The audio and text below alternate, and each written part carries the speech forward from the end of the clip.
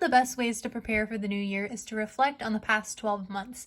So to do that, today I've chosen 10 questions from a Pinterest pin, which I will link down in the description. These questions will help guide us through reflection, learnings, and any opportunities that we can look for in this next year for growth. So as we go through the questions, I invite you to pause the video and answer in your own way. You can leave it in the comments as well if you'd like. I'm going to go through and answer each question on my own and see what we come up with for this year. So let's get started. Question number 1 is 3 adjectives to describe your year. I personally would describe my year as fun, calm, and creative. Now, I know fun and calm are almost opposites in energy, but I had a really good balance of both. I had fun this year. I got to do a lot of things outdoors, but I also had a lot of calming activities that I was doing in the evenings, like painting, and then I got to take on a lot of creative endeavors this year, things that I normally would not have tried, like soap making and, again, painting and crafting and things like that. Question number 2 is rate the year from 1 to 10. I would say a 9.5 because it was not perfect, but this year was so much better than last year and the year prior, and I feel like each year is just getting better and better. So I would really say 9.5. I was really happy in my job and at my home and with my relationships, so I feel like overall it was a really solid year. I'd love to hear down in the comments what rating you guys are giving your year for 2021. Number 3 is the top 10 highlights from 2021. So this is a big question. There's obviously 10 things that we could go through, but I think for the highlights of my highlights, first of all, I stopped wearing makeup, so I started just going barefaced, and it felt really, really good. I got my skin up into a point where I'm comfortable not wearing makeup, which is the first time I've done this in at least 10 years, and it felt really weird at first, but I'm so happy that I did it. It's really increased my confidence. Another thing that I did was I adopted a kitten, and that was just completely life-changing. I love being a little cat mom. I did paint by numbers, roller skating, oracle cards.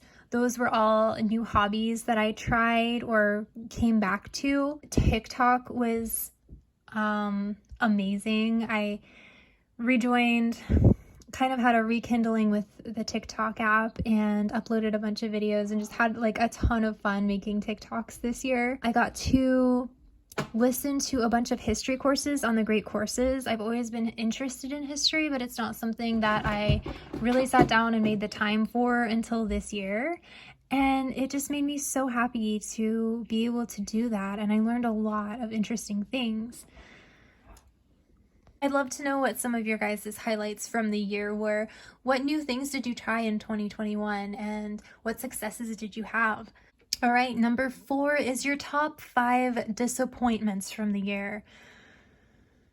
It's good to honor the positives and the negatives. That way we can learn from them in the future. So I honestly could only think of 3 things that I was really disappointed about in 2021.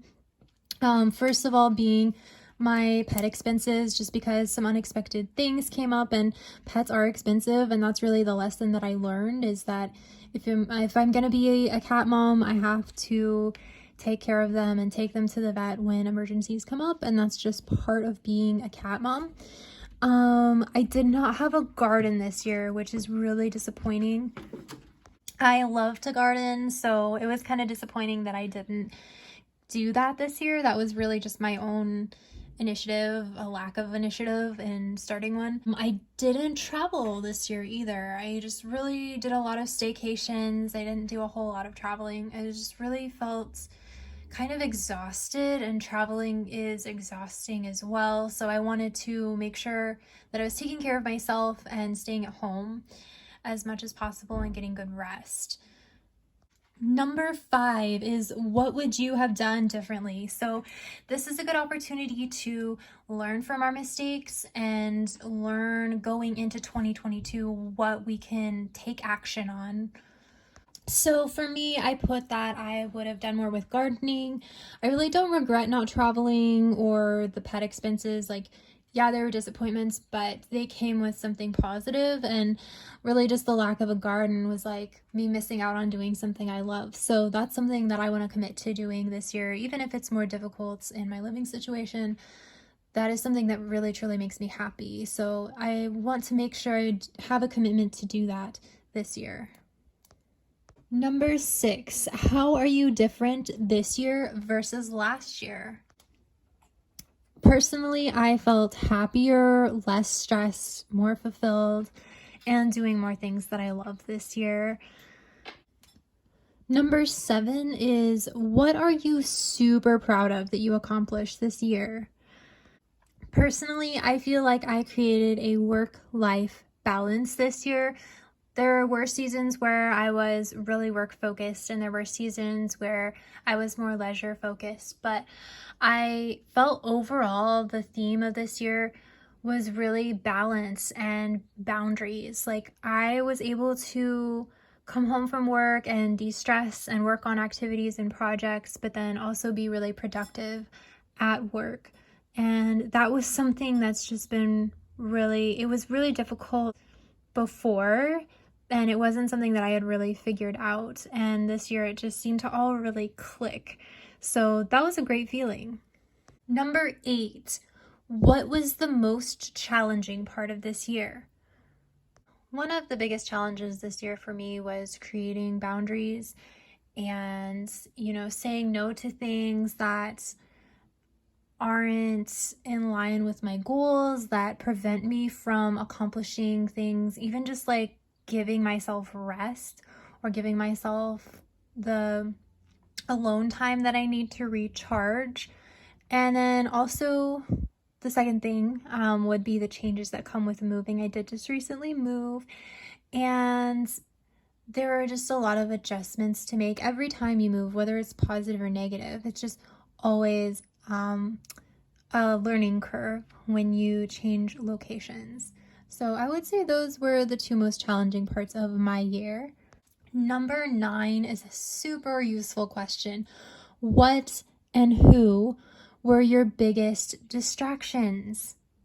I would say this year for me, my biggest distraction shifted from social media, which I spent a significantly less amount of time on, to television, which is something that I really didn't incorporate into my life at all for like a decade. And then all of a sudden I was like introduced to all of this culture. So I was watching a lot of shows, but it was a lot. So I think I've calmed down now, and I think I am more balanced with how much TV and media I take in.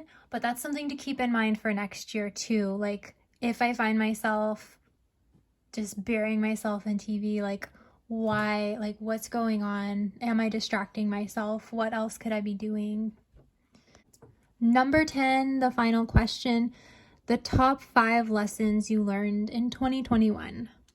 So my top 5 lessons, I would say, are things that I'm working on. I wouldn't say they're like lessons that I've learned and I can just move on from and be done with forever, but there are things I'm working on, like boundaries and saying no. That's going to be a work in progress for a long time. How to slow down, how to prioritize better under stress, how to budget to save money. I definitely made some tangible improvements on that front.